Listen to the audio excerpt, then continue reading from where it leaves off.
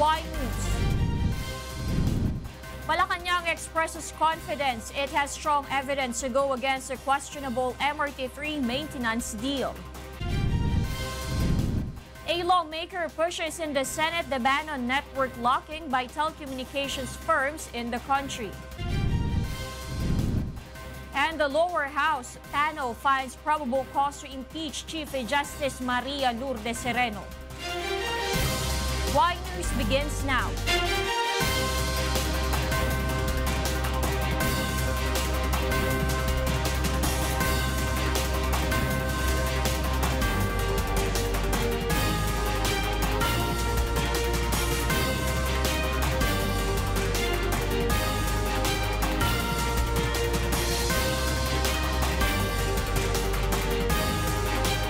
From the UNTV News and Rescue Command Center in Quezon City, this is Y News.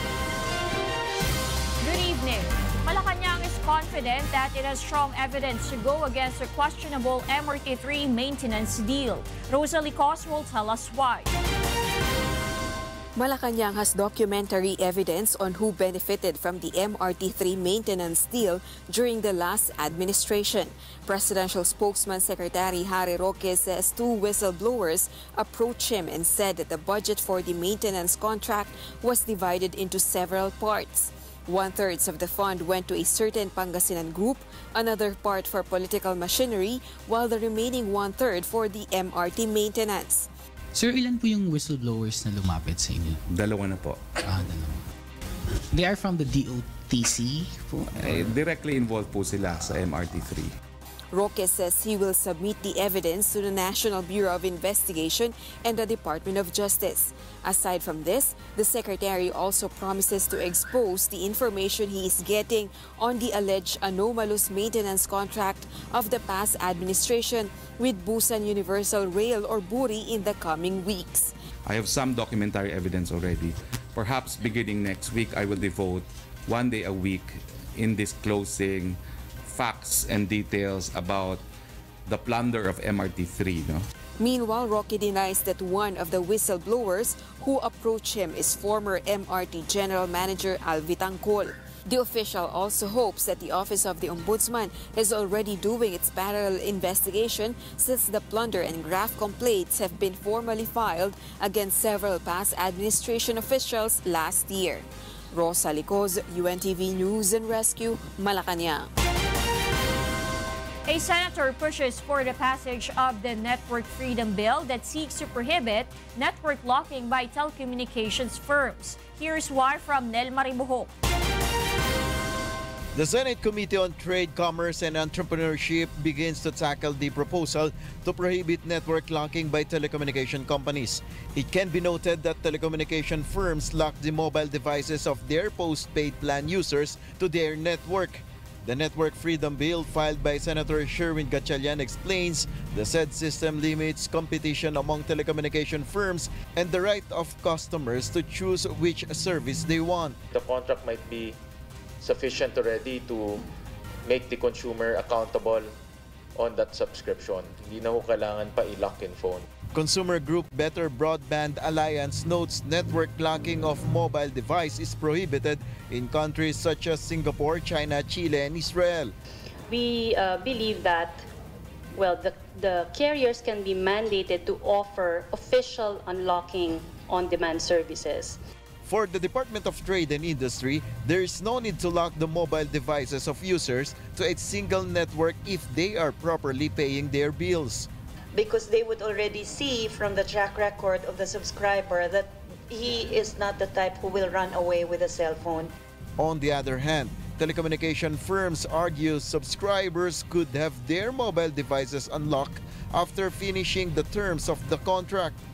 And after 24 months, all the customer has to do is to call us a request for the unlocking of the phone. To empower the consumers who do not have the credit cards, who do not have that ability to pay installment. They note many of the available smartphones today are with dual SIM features where the networking locking is installed only in the primary slot. The counterpart bill of the said proposal is still pending in the lower house of Congress. Nel Maribuhok, UNTV News and Rescue, Senate of the Philippines. A lawmaker believes the expanded maternity leave bill may pass in the third and final reading before the session break this March. Mai Bermudez tells us why. Grace, a hospital admission staff, is pregnant with her third child. And based on her experience in giving birth via cesarean section, the real challenge begins on how she can make the most of her 2-month maternity leave. Para sa akin, kulang talaga, lalo na pag breastfeeding mom ka. Kasi syempre, mahirap pag i-let go mo agad siya, mag-stop kayo ng 2 months. Coinciding with the International Women's Day, a women's group called Industrial Women Philippines asked the lower chamber of Congress to prioritize the 100-day expanded maternity leave bill as a gift for women around the country. As of now, the bill is still pending on second reading. Kasi po, pag walang trabaho, ay walang sweldo, di po ba? Kaya pinipili na lang nila na papasok agad. So ang sinasabi natin dito, these women ay kinailangan nilang maintindihan ano yung implication noon na pababayaan nila yung sarili nila. Papasok sila agad, even if hindi pa sila tuluyang gumaling. According to Representative Bernadette Herrera D., the bill may pass in the lower chamber before the month ends. During the launching of the Women's Month in Congress, when the Speaker actually said that he will support this bill, sign the commitment, and that we will pass this bill before recess. Meantime, the Employers Confederation of the Philippines is against the said policy. Kailan magtatrabaho yung tao? Hindi ba anti-women yung bill na yan? Sa totoo lang, sino maghahal ng babae pag ganun? I-add mo yung 240, i-add mo yung sick leave, i-add mo yung vacation leave, i-add mo yung holiday leave. As of now, the law permits a 60-day maternity leave credit, lower compared to that in other Asian countries such as Myanmar, Laos, Singapore, and Vietnam, which have 98 to 180 days. Different versions also surface as the International Labor Organization recommends 98 days, while the Senate version allows for 120 days maternity leave. Mai Bermudez, UNTV News and Rescue, Quezon City. The Commission on Elections Law Department begins today the hearing on the alleged election law violation under the previous administration in line with the purchase of the controversial Dengvaxia vaccine. Here's why from Aiko Miguel. The first ever hearing of the Commission on Elections or COMELEC Law Department on the complaints filed by the Volunteers Against Crime and Corruption or VACC and Dr. Francis Cruz, the former health consultant of the Department of Health or DOH. The complaint is in connection with the purchase of the DOH of 3.5 billion pesos Dengvaxia vaccine during the election period during the term of former Health Secretary Janet Garin. In a subpoena issued by the COMELEC Law Department, the poll body invited DOH officials with knowledge on the process of the purchase and implementation of the Dengvaxia mass immunization. The COMELEC Law Department orders the said officials of the DOH to submit their counter affidavits. We divided the hearings for all the respondents kasi masyado madami. Ang ginawa ng mga respondent, nag-submit lang sila ng joint counter affidavit. On the other hand, Attorney Luna asked the COMELEC to give them more days to prepare for the said hearing, which will be attended by the officials of the previous administration. The primary accused in the complaint of the VACC are former President Benigno Aquino III, former Health Secretary Janet Garin, and former Budget Secretary Florencio Abad. The former officials are expected to attend the COMELEC hearing on the 15th of March. The complainant will present the documents they say will prove the alleged violations of the accused of the Omnibus Election Code. One of our allegations is that they did not request for exemption and they were not granted. So that is our major allegation. The VACC is confident that it has a strong case against the former high-ranking government officials and incumbent officials of the Health Department. The schedule of the COMELEC hearings are set tomorrow, on Monday, and next Thursday. On Monday, the VACC is expected to submit its reply to the counter-affidavit of the DOH officials. Garin previously said she will attend the said hearing and will submit her counter-affidavit.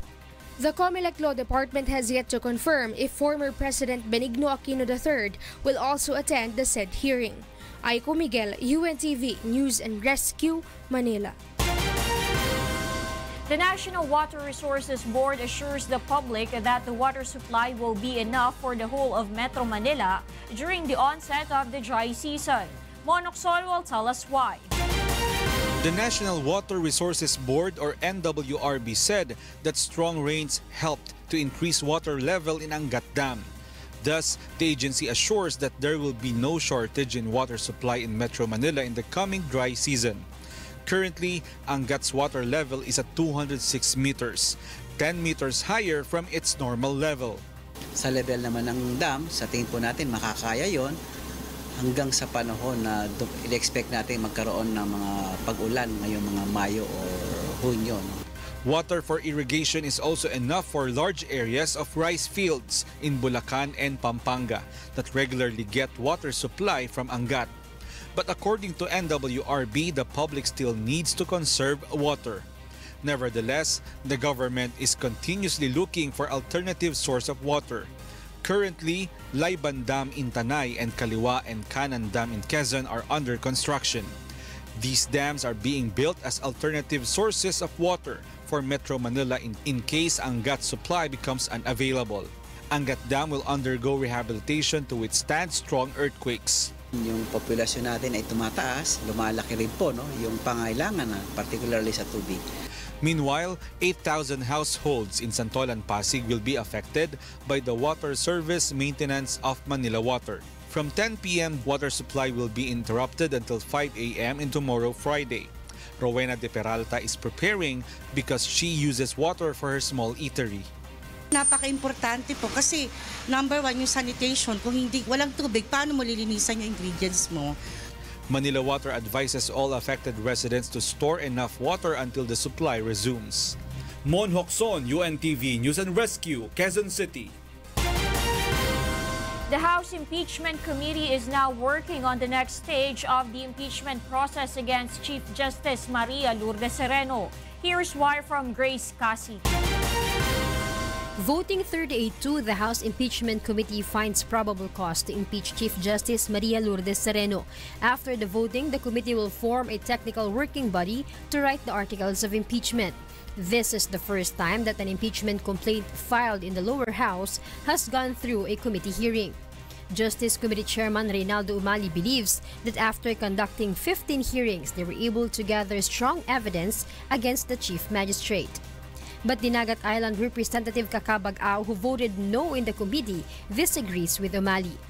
Lahat malakas naman yung SALN, yung tax, yung violation ng collegiality of the Supreme Court. Wala namang napatunayan na impeachable offense. SALN, hindi naman napatunayan na hindi siya nag-file. So walang evidence. Meanwhile, House Majority Leader Rudy Fariñas says he does not want to repeat the embarrassment they have experienced during the Corona impeachment trial. Fariñas is a former member of the prosecution team then. This is why he says they will now carefully choose the best grounds in the impeachment complaint that will be included in the articles of impeachment to be submitted to the Senate Impeachment Court. Pagdating po doon, para po kaming nangangapa-ngapa doon.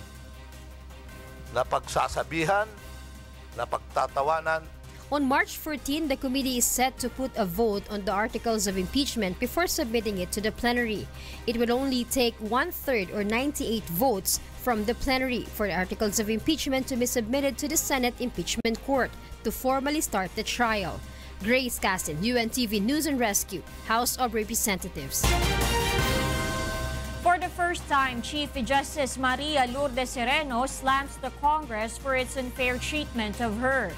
But a fellow justice openly called Sereno out for discussing the issue in the Women Judges Convention.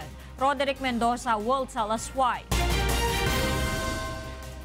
Chief Justice Maria Lourdes Sereno has openly criticized the House Justice Committee, saying it has treated her unfairly. Sereno is a guest at the annual convention of the Philippine Women Judges Association in Manila today. In her speech, she slams the House Committee for refusing her to confront and cross-examine her accusers. Anything less, considering that the House Committee on Justice has denied me my right to confront and cross-examine the witnesses and resource persons arraigned against me is nothing but blatantly unfair. Sereno says this is an admission that after the prolonged hearings, nothing has been proven against her, and so her accusers are resorting to other gimmicks to oust her from office. Indeed, I look at any forum to try me other than the constitutionally exclusive forum of impeachment as an admission by the complainant and my other detractors that after 15 hearings, they have failed to come up with any evidence with which I can be convicted in the Senate. Sereno was referring to the quo warranto petition the Solicitor General filed against her last Monday. She adds she will not give in to her detractors who want her to resign. All kinds of lies, threats, harassment, and bullying have been thrown my way, but I will not yield.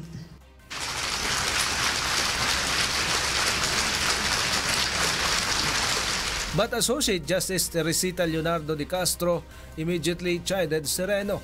De Castro is the incumbent president of the Women Judges Association. I'm very sorry that the Chief Justice has taken this opportunity to discuss a matter of which is sub judice. We have given her all the courtesy, and I sincerely hope that she should not have dealt with a matter which is pending with the court. Batangas Representative Vilma Santos, the event's guest of honor, tried to diffuse the tension. Nadinig ko naman kayong tumawa.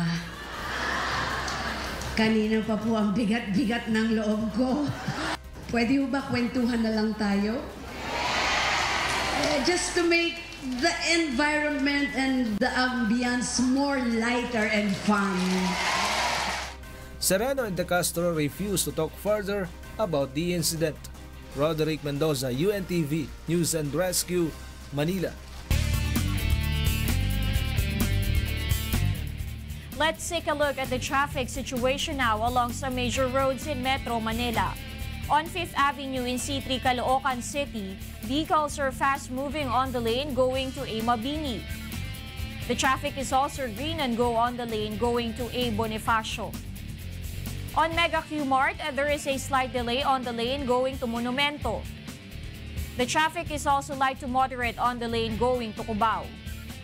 On Marcos Highway, Santolan in Pasig City, motorists going to Masinag are experiencing moderate flow of vehicles, while vehicles are fast moving on the lane going to Cubao.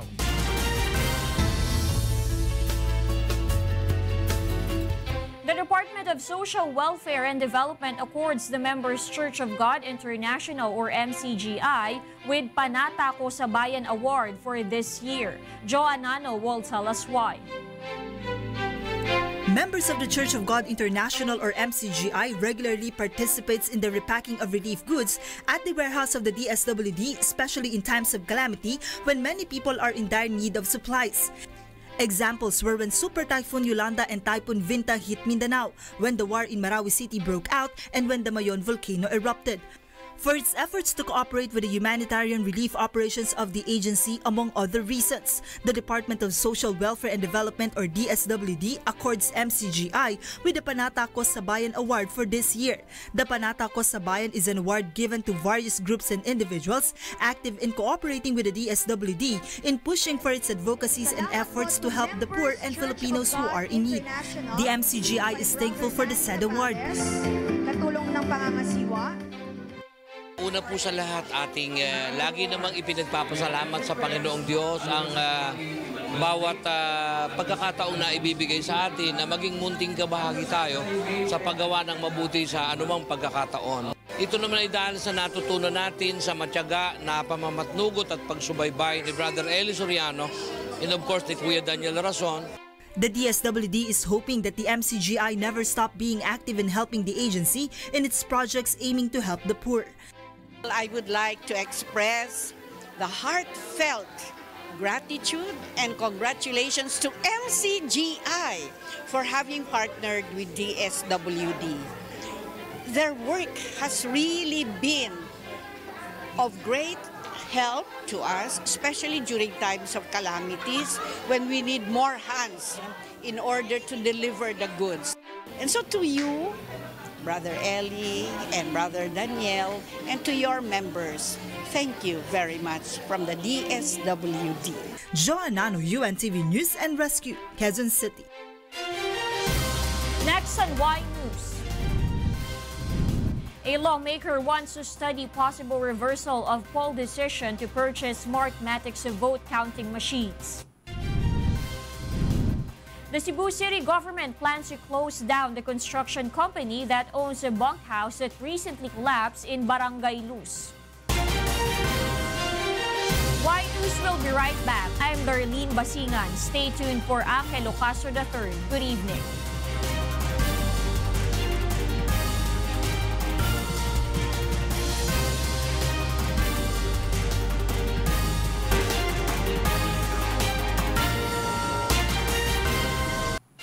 On Y News tonight, Malacañang expresses confidence it has strong evidence to go against the questionable MRT3 maintenance deal. The lower house panel finds probable cause to impeach Chief Justice Maria Lourdes Sereno. And Baguio and Benguet face depletion of NFA rice buffer stock, with supplies good to suffice consumption only until March 20. Good evening. Malacañang is confident that it has strong evidence to go against the questionable MRT3 maintenance deal. Rosalie Cos will tell us why. Malacañang has documentary evidence on who benefited from the MRT3 maintenance deal during the last administration.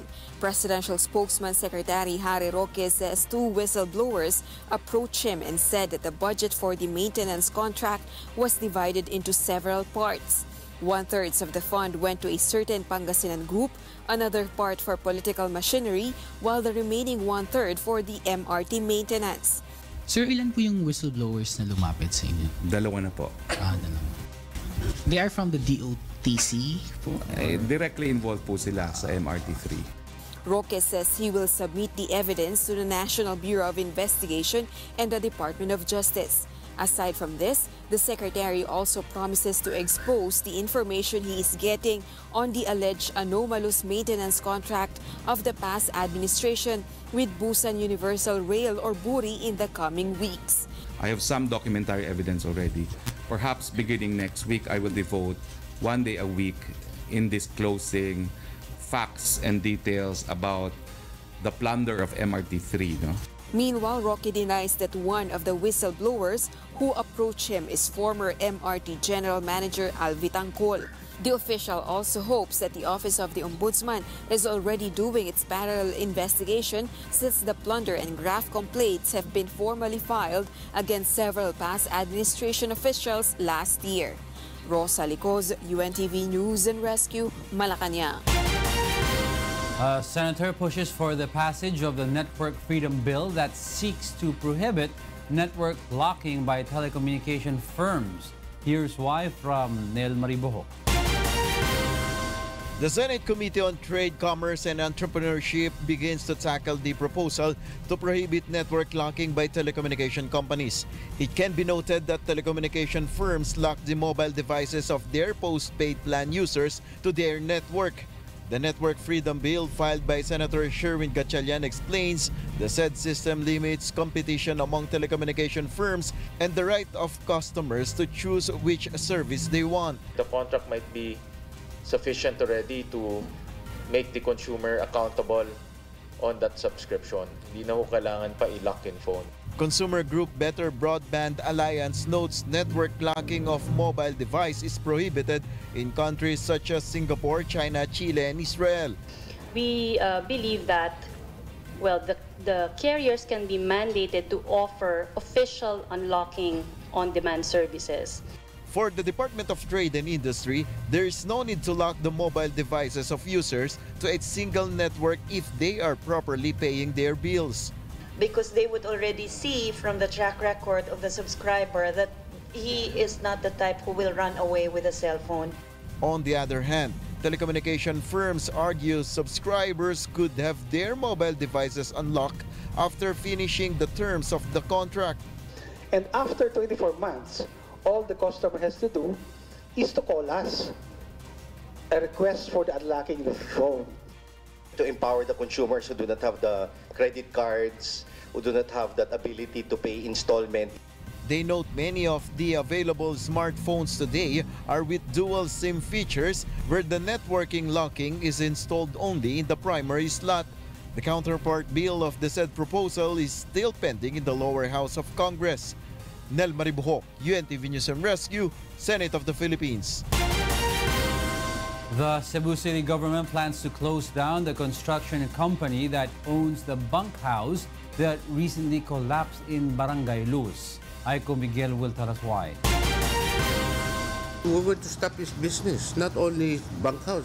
Cebu City Mayor Tomas Osmeña plans to order the closure of J.E. Abraham C. Lee Construction and Development Incorporation after 5 workers staying in the bunkhouse died when it collapsed last Tuesday. More than 100 others were wounded due to the incident. They're doing this to maximize their profits by bringing outside labor, as if we don't have any construction workers in the city. Local authorities discovered the construction company has no permit to build the said bunkhouse that could not accommodate a huge number of people. So he has to make things legal, secure first the necessary permit. Based on the report of the Cebu City Treasurer's Office, the said company also failed to pay taxes worth more than 260,000 pesos. Nakakomply naman yun siya. As far as tax payments is concerned. Oh. Nalan siya delinquency which he has to settle said. The J.E. Abraham Construction is set to submit an incident report to the Department of Labor and Employment at the office of the building official. Authorities look into the occurrence of an earthquake and the bunkhouse lack of clamps as possible causes for its collapse. Aiko Miguel, UNTV News and Rescue, Philippines. The city of Baguio and the province of Benguet will no longer have supply of NFA rice starting the 20th of this month. Leslie Longbowen will tell us why. Baguio and Benguet have only 2 weeks of NFA rice buffer stock. Based on the inventory of the National Food Authority Region 1, only 60,000 sacks of rice are available for the entire region, including Baguio, Benguet, and Abra. 13,000 of these are allocated for Baguio and Benguet, while the remaining sacks are reserved for emergency cases. Wala na. Ito na pa ibusan ti stock tinip eh. So nga last namin no March 20, ti pa naglako mi tinip eh. Awanan talagang sa iti stock tinip eh, ma'am. Residents of the said areas are also worried of the depletion of the supply of NFA rice. The supply of commercial rice is also decreasing, prompting an increase in its prices. In fact, commercial rice prices have already rose by 2 pesos to 5 pesos per kilogram in public markets. One example is the Dinorado, which is now 40 pesos per kilogram from the previous 38 pesos. Sinandoming is now 43 pesos per kilo from the previous 38 pesos. Kumaakathan kumaanga dahil no agpataas na tibagas kat bigla nga ilamang da nga dagos tibagas nga NFA, dapat ada kuma, nga mauawan. Malaki kasi hihina yung paninda. Kukunti yung kakain, gawa nung siyempre mabigas, mahal na yung bigas. Kukunti na lang kasi yung dating nakakabili kami siguro ng 5, baka ngayon 3 na lang. The NFA says the supply of NFA rice for Baguio and Benguet is expected to arrive in June. This is why they are carefully implementing the policy of selling only up to 3 kilograms of NFA rice a day to each buyer. Leslie Longbowen, UNTV News and Rescue, Philippines. The House Impeachment Committee is now working on the next stage of the impeachment process against Chief Justice Maria Lourdes Sereno. Here's why from Grace Casin. Voting 38-2, the House Impeachment Committee finds probable cause to impeach Chief Justice Maria Lourdes Sereno. After the voting, the committee will form a technical working body to write the articles of impeachment. This is the first time that an impeachment complaint filed in the lower house has gone through a committee hearing. Justice Committee Chairman Reynaldo Umali believes that after conducting 15 hearings, they were able to gather strong evidence against the Chief Magistrate. But Dinagat Island Representative Kakabag-Ao, who voted no in the committee, disagrees with Umali. Lahat malakas naman yung SALN, yung tax, yung violation ng collegiality of the Supreme Court. Wala namang napatunayan na impeachable offense. SALN, hindi naman napatunayan na hindi siya nag-file. So walang evidence. Meanwhile, House Majority Leader Rudy Fariñas says he does not want to repeat the embarrassment they have experienced during the Corona impeachment trial. Fariñas is a former member of the prosecution team then. This is why he says they will now carefully choose the best grounds in the impeachment complaint that will be included in the articles of impeachment to be submitted to the Senate Impeachment Court. Pagdating po doon, para po kaming nangangapa-ngapa doon. Napagsasabihan, napagtatawanan. On March 14, the committee is set to put a vote on the articles of impeachment before submitting it to the plenary. It will only take 1/3 or 98 votes from the plenary for the articles of impeachment to be submitted to the Senate Impeachment Court to formally start the trial. Grace Cassin, UNTV News and Rescue, House of Representatives. A lady senator wants to study the possible reversal of the decision of the COMELEC to purchase Smartmatic's vote-counting machines for the 2019 elections. Nel Maribuhok will tell us why. Senator Nancy Binay wants to determine if there are possible ways to reverse the decision of the COMELEC to purchase the same vote-counting machines or VCMs used in the 2016 automated elections. Pwede pa bang i-cancel yung kontrata at panibagong sistema yung kukunin? In December 2017, the COMELEC and Bank decided to purchase the PICOS machine worth more than 2 billion pesos. The senator also calls on Malacañang to fill in the vacant post in the COMELEC and Bank to resolve the issue. Meanwhile, Senator Vicente Soto III clarifies that what he exposed regarding the irregularities in the 2016 elections has no connection with the issues of any political party or group. The senator further says that the integrity of the VCMs is now questionable and needs to resolve, especially now that the 2019 midterm elections draws near. Ang punto ko lang is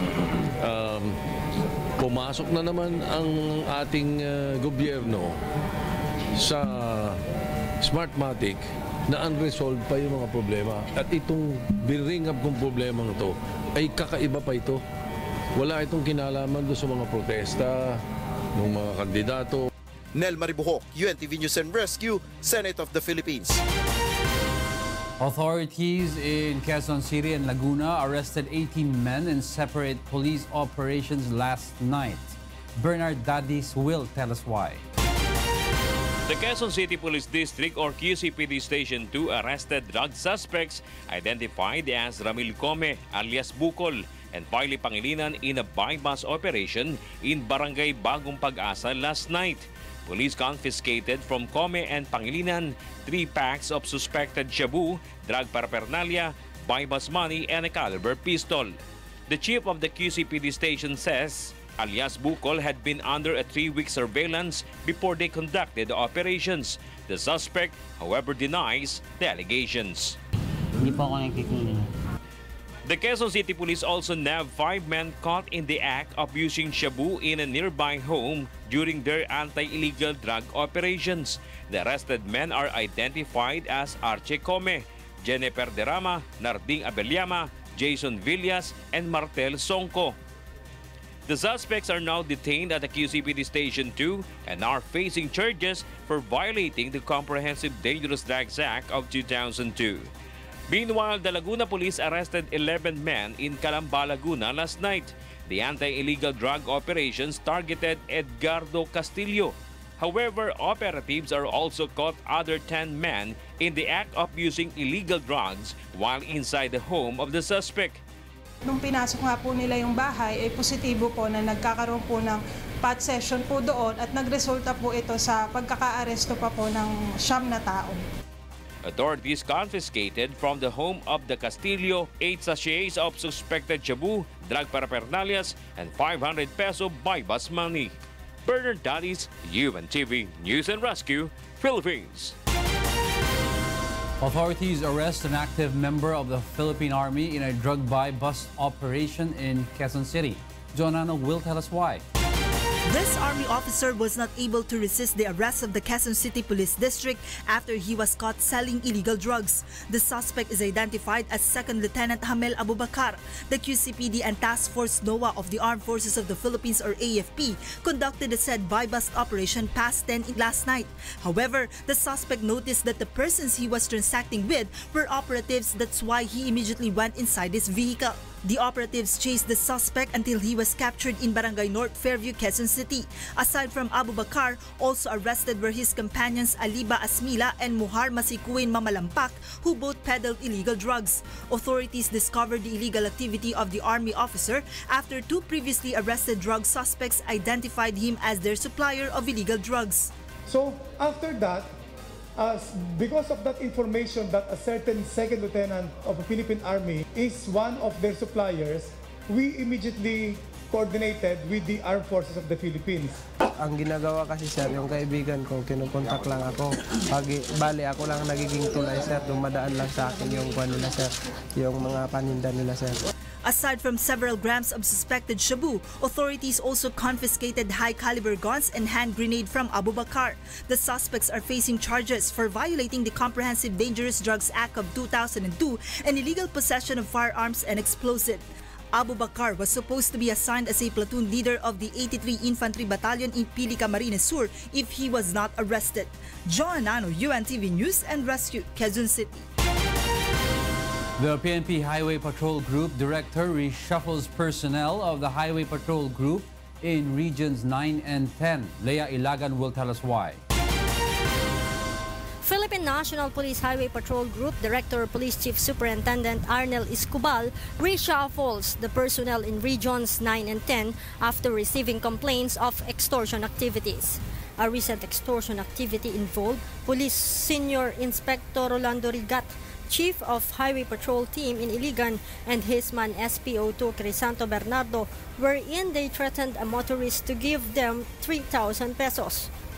This prompted Director Escobal to transfer Rigat and Bernardo to Camp Crame under the Personnel Holding and Accounting Section. HPG Region 10 OIC Police Superintendent Hersan Mojica was also relieved from his post due to command responsibility. Actually, nirelieve ko. So, nireshuffle ko. Actually, ito yung mga order nila eh. So, itong order ng reassignment ng Regional Chief ng RHPU 10 ay effective February 25 pa to. Two members of the civilian auxiliary named Mark Harvey Abad and Sidney Cañete were also arrested.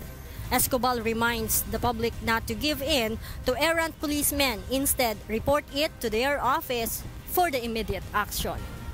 Kung mayroong mga tao kami na sangkot sa ganitong gawain, ipagbigay o i-report agad sa amin para yan ay mabigay namin agad ng aksyon.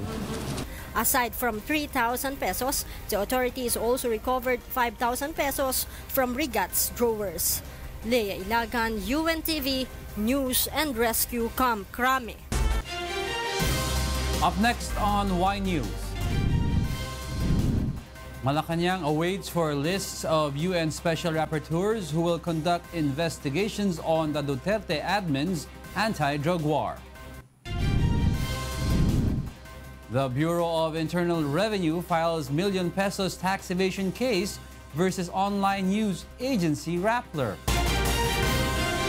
Stay tuned for William Theo. I'm Angelo Castro III, and this is Y News. Good evening.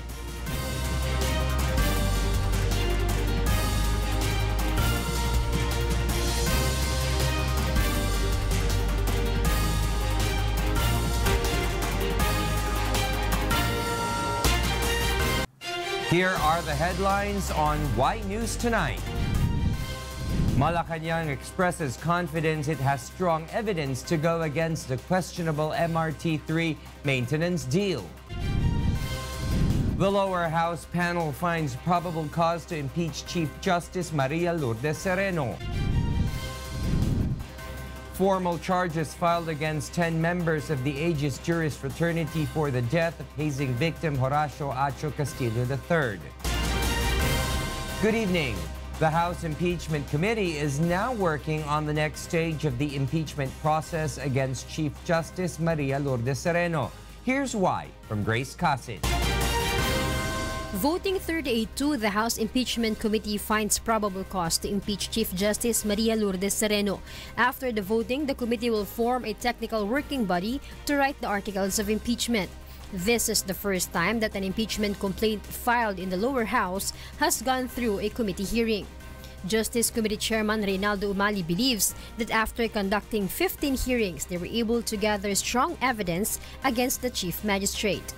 But Dinagat Island Representative Kakabag-Ao, who voted no in the committee, disagrees with Umali. Lahat malakas naman yung salin, yung tax, yung violation ng collegiality of the Supreme Court. Wala namang napatunayan na impeachable offense. Salin, hindi naman napatunayan na hindi siya nag-file. So walang evidence. Meanwhile, House Majority Leader Rudy Fariñas says he does not want to repeat the embarrassment they have experienced during the Corona impeachment trial. Fariñas is a former member of the prosecution team then. This is why he says they will now carefully choose the best grounds in the impeachment complaint that will be included in the articles of impeachment to be submitted to the Senate Impeachment Court. Pagdating po doon, para po kaming nangangapa-ngapa doon. Na pagsasabihan, na pagtatawanan. On March 14, the committee is set to put a vote on the articles of impeachment before submitting it to the plenary. It would only take 1/3 or 98 votes from the plenary for the articles of impeachment to be submitted to the Senate Impeachment Court to formally start the trial. Grace Casin, UNTV News and Rescue, House of Representatives. Meanwhile, Malacañang welcomes the development in the lower house of Congress on the impeachment complaint filed against Supreme Court Chief Justice Maria Lourdes Sereno. This is a proof that the proceedings on impeachment process, as stated in the Constitution, is being effectively implemented. Recently, President Rodrigo Duterte himself said he has no hand in the complaints against the Chief Justice. Tunay na naman po ito na gumagana yung ating mga proseso na nakasaad sa ating saligang batas, lalo na yung proseso ng impeachment na prosesor para mapanagot yung pinakamataas na mga opisyales ng ating bayan. So, nagagalak po kami na nakita natin na gumagana muli ang ating institusyon. In other news, Malacañang is confident that it has strong evidence to go against the questionable MRT3 maintenance deal. Rosalie Cos will tell us why. Malacañang has documentary evidence on who benefited from the MRT3 maintenance deal during the last administration. Presidential spokesman Secretary Harry Roque says 2 whistleblowers approached him and said that the budget for the maintenance contract was divided into several parts. 1/3 of the fund went to a certain Pangasinan group, another part for political machinery, while the remaining 1/3 for the MRT maintenance. Sir, ilan po yung whistleblowers na lumapit sa inyo? Dalawa na po. Dalawa. They are from the DOTC po? Directly involved po sila sa MRT3. Roque says he will submit the evidence to the National Bureau of Investigation and the Department of Justice. Aside from this, the Secretary also promises to expose the information he is getting on the alleged anomalous maintenance contract of the past administration with Busan Universal Rail or BURI in the coming weeks. I have some documentary evidence already. Perhaps beginning next week, I will devote 1 day a week in disclosing facts and details about the plunder of MRT3. No? Meanwhile, Roque denies that one of the whistleblowers who approached him is former MRT General Manager Alvi Tangcol. The official also hopes that the Office of the Ombudsman is already doing its parallel investigation since the plunder and graft complaints have been formally filed against several past administration officials last year. Rosalie Cos, UNTV News and Rescue, Malacañang. The Bureau of Internal Revenue, or BIR, files tax evasion complaint against the online news site Rappler. The BIR explains Rappler failed to pay taxes worth 133 million pesos in 2015, including income and value-added tax. The agency is running after the president and CEO of Rappler, Maria Ressa, and its treasurer, James Bitanga. Also included in the said complaint is certified public accountant Noel Baladiang for his signing and certification of the financial statements of Rappler. This, although the BIR claims the online news site clearly failed to declare its real income. Meanwhile, Malacañang describes the ₱1 million tax evasion case against Rappler Holdings Corporation as a mere law enforcement.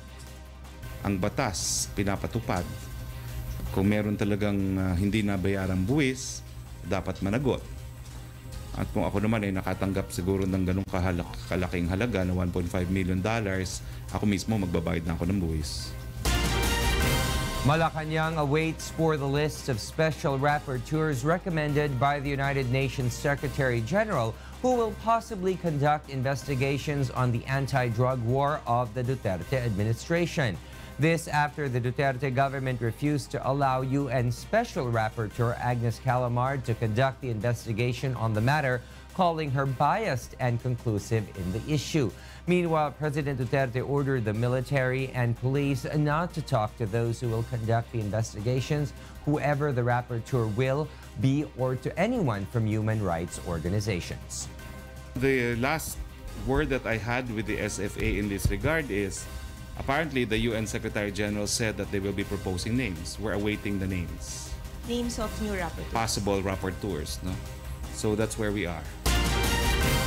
The Department of Justice has indicted 10 members of the Aegis Juris Fraternity for the death of freshman law student Horacio Acho Castillo III. The DOJ, however, cleared Dean Nilo Divina and other fraternity members. Roderick Mendoza will tell us why. 10 members of the Aegis Juris Fraternity are now facing criminal charges over the death of hazing victim Horacio Acho Castillo III. The Department of Justice has found probable cause to indict Arvin Balag, Ralph Ranja, Oliver John Onofre, Minwei Chan, Axel Monro Hipe, and 5 others for violation of the anti-hazing law. No bail was recommended for the accused. Another frat man, John Paul Solano, who brought Acho to the Chinese General Hospital, was indicted for perjury. Acting Prosecutor General George Catalan says the DOJ relied on the testimony of Mark Ventura, who narrated in details how the initiation rites was carried out on Acho inside the fraternity library. His testimony appears to be credible and believable. His testimony is really necessary for this issue. Meanwhile, DOJ clears UST Law Dean Nilo Divina and another school official. The complaint against other Aegis Juris members was also dismissed. The charge against them are hereby recommended dismissed for insufficiency of evidence. However, DOJ orders the Manila Police to further investigate 10 more members of the fraternity who might also be liable for the crime. Divina welcomes the result of the investigation, saying he has nothing to do with the hazing incident. He says he will continue to pray for justice for Acho. Roderick Mendoza, UNTV, News and Rescue, Manila.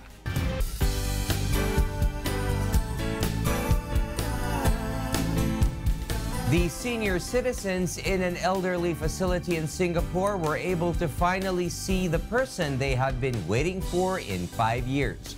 Here's why from Annie Mansilla.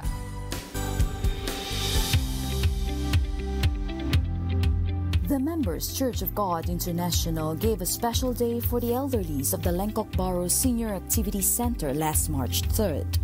Aside from special song and dance numbers, the event was made more memorable because a special guest visited them, Mr. Public Service Kuya Daniel Razon. They can see the sincerity, the love that you have showered them. Kuya Daniel personally handed a small gift to each senior citizen.